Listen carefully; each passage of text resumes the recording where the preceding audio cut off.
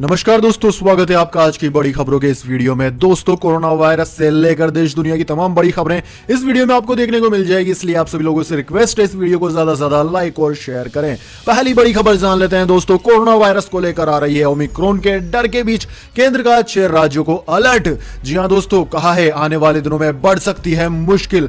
दोस्तों, मोदी सरकार ने कोरोना की वजह से 6 राज्यों में अलर्ट घोषित कर दिया है। जी हां दोस्तों, देश में कोरोना वायरस के ओमिक्रॉन वेरिएंट के मामले अब सामने आने लगे हैं। कर्नाटक के बाद शनिवार को गुजरात के जामनगर में भी इसके एक मामले की पुष्टि हो चुकी है। देश में ओमिक्रॉन वेरिएंट के खतरे को देखते हुए स्वास्थ्य मंत्रालय भी सतर्क है। इस बीच केंद्रीय स्वास्थ्य सचिव ने शनिवार को 6 राज्यों को पत्र लिखकर वहां की कोरोना वायरस संक्रमण की स्थिति पर चिंता व्यक्त की है। साथ ही कुछ निर्देश भी जारी किए हैं और कहा है कि अगर दिशा निर्देशों का पालन नहीं किया गया तो मुश्किलें बढ़ सकती है। स्वास्थ्य सचिव ने जिन 6 राज्यों को पत्र लिखा उनमें केरल, जम्मू कश्मीर, तमिलनाडु, कर्नाटक, ओडिशा और मिजोरम शामिल है। इन राज्यों में बढ़ते कोरोना वायरस संक्रमण के मामले, कोरोना संक्रमण की बढ़ती पॉजिटिविटी दर और बढ़ती मृत्यु दर पर स्वास्थ्य मंत्रालय ने चिंता व्यक्त की है। केंद्र सरकार ने इन राज्यों को निर्देश दिया है कि वो टेस्ट, ट्रैक, ट्रीट टीकाकरण को सुनिश्चित करे, साथ ही कोविड एप्रोप्रिएट बिहेवियर पर निगरानी भी रखे। केरल में बढ़ती मृत्यु दर पर और केस पर स्वास्थ्य मंत्रालय ने चिंता जताई है। दोस्तों, पत्र में स्वास्थ्य सचिव ने जम्मू कश्मीर के 4 जिलों में कोरोना वायरस के नए मामलों को लेकर चिंता जाहिर की है। इसके अलावा तमिलनाडु के 3 जिलों में भी कोरोना संक्रमण के केस बढ़ गए हैं। साथ ही कर्नाटक के 4 जिलों में कोरोना संक्रमण के मामलों में तेजी से बढ़ोतरी हो रही है। ओडिशा के 6 जिलों में वीकली केस बढ़ रहे हैं। मिजोरम के 4 जिलों में वीकली केस में दुगनी बढ़ोतरी हो गई है। 11 में से 8 जिलों में वीकली पॉजिटिविटी रेट 10% से ज्यादा है। इसे लेकर भी स्वास्थ्य मंत्रालय ने चिंता व्यक्त की है। वहीं दोस्तों, एक अन्य सर्वे में कहा गया है कि भारत में हर 3 में से एक व्यक्ति मास्क नहीं पहनता है। यह बहुत ही बुरी बात है भारतीय लोगों के लिए और यह तीसरी लहर के लिए जिम्मेदार कारक हो सकता है। भारत में कोरोना वायरस के नए वेरिएंट ओमिक्रॉन के बारे में पता चलने के बाद जहां एक और डर और चिंता का माहौल बना हुआ है, वहीं एक सर्वे में चौंकाने वाला खुलासा हुआ है। दोस्तों, सर्वे के दौरान पता चला है कि भारत में केवल 2% लोगों ने ही माना है कि उनके इलाके, शहर या जिले में लोग मास्क पहनते हैं। सर्वे में खुलासा हुआ है कि मास्क पहनने के नियम का अनुपालन निचले स्तर पर बना हुआ है। डिजिटल प्लेटफॉर्म लोकल सर्विस द्वारा किए गए एक सर्वे के अनुसार 3 में से 1 भारतीय का कहना है कि उनके इलाके के ज्यादातर लोग अपने घरों के बाहर निकलते समय मास्क नहीं पहनते हैं। अप्रैल में किए गए एक सर्वे में भारत के 364 जिलों में रहने वाले 25,000 से ज्यादा लोगों की प्रतिक्रियाएं मिली। सर्वे के मुताबिक 29% लोगों ने कहा कि मास्क पहनने के नियम का पालन करने की दर काफी अधिक है। मास्क पहनने की दर सितंबर में गिरकर 12% तक आ गई और फिर तेजी से गिरकर नवंबर में केवल 2% रह गई है। ऐसे में दोस्तों, अगर आप लोग समय रहते नहीं चाहते तो कोरोना का नया वेरिएंट बेहद ही खतरनाक है। यह तेजी से फैलता है। इससे बचाव का सिर्फ एक ही रास्ता है, मास्क लगाएं और नियमित दूरी बनाए रखें। भीड़ भाड़ वाली जगहों से दूर रहें।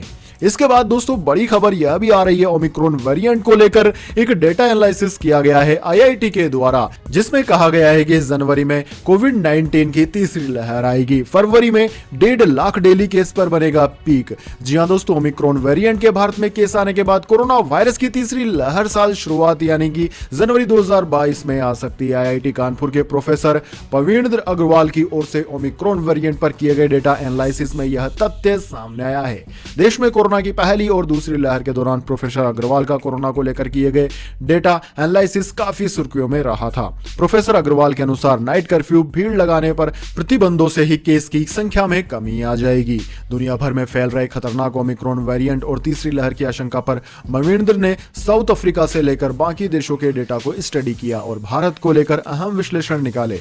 इसको लेकर दैनिक भास्कर प्रोफेसर मणिंद्र अग्रवाल का इंटरव्यू भी ले रहा था, जिसमें उन्होंने पूछा कि भारत में पीक कब आएगा और यह बीमारी तीसरी लहर बनेगी या नहीं। तो इस पर उनका कहना था कि तीसरी लहर जनवरी में आ जाएगी और फरवरी में इसका पीक बनेगा, जिस दौरान 1.5 लाख केस डेली आएंगे।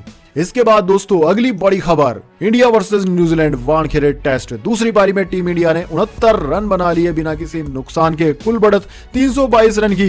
न्यूजीलैंड की पहली पारी 62 रन पे हो गई ढेर। जी हां दोस्तों, टीम इंडिया ने न्यूजीलैंड के खिलाफ दूसरे टेस्ट मैच की दूसरी पारी में बिना विकेट खोए 69 रन बना लिए हैं। भारतीय टीम फिलहाल 332 रनों से आगे है। मयंक अग्रवाल 38 और चेतेश्वर पुजारा 29 रन बनाकर नाबाद हैं। इससे पहले टीम इंडिया को पहली पारी में 325 पर ढेर करने के बाद न्यूजीलैंड भी मात्र 62 रन के स्कोर पर सिमट गई। दोस्तों शुभमन गिल को फील्डिंग के दौरान चोट लग गई थी, इसी कारण वह दूसरी पारी में ओपनिंग पर नहीं आए। उनकी जगह चेतेश्वर पुजारा मयंक अग्रवाल के साथ ओपनिंग करने के लिए आए। पहली पारी में 4 विकेट लेने के साथ ही आर अश्विन 423 टेस्ट क्रिकेट में सबसे ज्यादा विकेट लेने के मामले में 12वें नंबर पर पहुंच गए हैं। अश्विन ने साउथ अफ्रीका के पूर्व दिग्गज तेज गेंदबाज शान पोलक के रिकॉर्ड को तोड़ दिया है। वहीं दोस्तों न्यूजीलैंड के गेंदबाज एजाज पटेल ने रिकॉर्ड तोड़ प्रदर्शन किया है। भारतीय टीम के पूरे 10 विकेट उन्होंने ही लिए हैं। भारतीय टीम की पहली पारी के 10 विकेट एजाज पटेल ने लिए हैं। दुनिया में ऐसे करने वाले वह तीसरे बॉलर बन गए हैं। भारत के अनिल कुंबले भी यह आंकड़ा पहले हासिल कर चुके हैं। अनिल कुंबले ने 1999 के टेस्ट मैच में पाकिस्तान के खिलाफ 10 विकेट हासिल किए थे। इसके बाद दोस्तों अगली बड़ी खबर, पंजाब में अपने दम पर सरकार बनाने की तैयारी, इन दो दलों के साथ बीजेपी करने जा रही है गठबंधन। जी हां दोस्तों, पंजाब में अगले साल होने वाले असेंबली चुनाव के लिए बीजेपी गठबंधन बनाकर चुनाव मैदान में उतर सकती है। केंद्रीय गृह मंत्री अमित शाह ने कहा कि इसके लिए पार्टी की ओर से राज्य के पूर्व सीएम कैप्टन अमरिंदर सिंह और शिरोमणि अकाली दल के पूर्व नेता सुखदेव सिंह ढींढसा के साथ बातचीत की जा रही है। केंद्रीय गृह मंत्री अमित शाह ने शनिवार को कहा कि हम कैप्टन साहब और ढींढसा साहब से बात कर रहे हैं। संभावना है कि हम उनके दलों से गठबंधन करें। हम सकारात्मक भाव से दोनों दलों से बातचीत कर रहे हैं। किसानों के आंदोलन के बारे में अमित शाह ने कहा कि प्रधानमंत्री नरेंद्र मोदी ने तीनों कानूनों को निरस्त कर बड़ा दिल दिखाया है। अमित शाह ने कहा कि किसानों का आंदोलन समाप्त हो, इसके लिए प्रधानमंत्री ने बड़ा दिल दिखाया। तीनों किसानों को निरस्त कर दिया गया है। अब मैं नहीं समझता कि पंजाब में कोई और मुद्दा बचा है। चुनाव मेरिट के आधार पर लड़े जाएंगे। इसके बाद दोस्तों अगली बड़ी खबर, अमित शाह ने किया फोन, किसान नेताओं ने बातचीत के लिए बनाया पैनल, संयुक्त किसान मोर्चा ने की घोषणा। जी हां दोस्तों, संयुक्त किसान मोर्चा ने किसान आंदोलन के भविष्य को लेकर शनिवार को सिंघू बॉर्डर पर अहम बैठक की। बैठक के बाद किसान नेताओं ने बताया कि केंद्रीय गृह मंत्री अमित शाह ने उन्हें किसानों की लंबित मांगों पर विचार के लिए बुलाया है। इसके बाद बातचीत के लिए 5 लोगों का एक पैनल बनाया गया है। आंदोलन के स्वरूप, दशा और दिशा को लेकर किसान संगठनों ने इस बैठक में चर्चा की। संयुक्त किसान मोर्चा ने किसानों की बाकी की मांगों पर सरकार के बातचीत के लिए 5 लोगों के पैनल का नाम तय किया है। इस पैनल में युद्धवीर अशोक धाउले, बलवीर सिंह राजवाला, गुरनाम सिंह चंडोनी, शिव कुमार कक्का का नाम शामिल है। हालांकि दोस्तों दिल्ली की सीमाओं से किसानों ने हटने को लेकर साफ कर दिया है कि जब तक किसानों पर दर्ज मुकदमे सरकार वापस नहीं ले लेती तब तक वो वापस जाने वाले नहीं है। किसान नेता दर्शनपाल सिंह ने यह जानकारी दी। सभी किसान संगठन इस मांग पर एक मत है।